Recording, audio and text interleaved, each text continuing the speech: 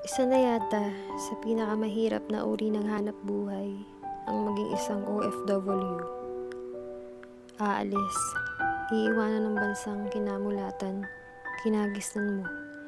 Dala-dala ang pangarap na sa loob ng maleta ay nakabalot ang pag-asang makaahon sa kahirapan.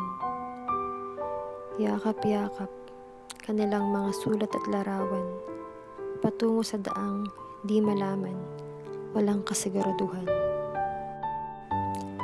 Pagbaba pa lang ng eroplano, luhay mapapalitan na ng ngiti. Dahil sa kagalakan, lumbay malilimutan sandali. Nagagalak, natutuwa at di makapaniwala. Na sa wakas, pangarap mo'y mabibigyang katuparan na. Dilat ang mga mata dahil natatanaw ay pag-asa. Ngunit ang mga ngiting ito'y panandalian lamang. Magsisimula ang kalbaryo sa paglipas pa lang ng unang buwan. Pagod, puyat, hirap pala ang daratnan. Malilipasan, gutom ay di na mararamdaman, hindi na mamamalayan.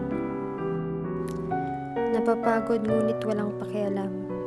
Tuloy lang ang trabaho dahil kailangan.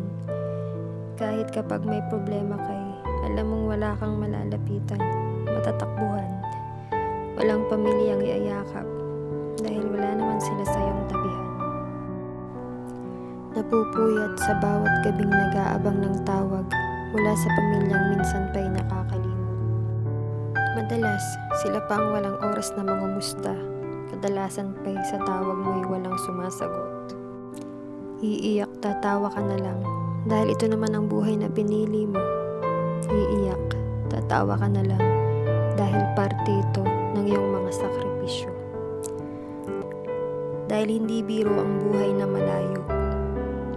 Hindi biro maging OFW.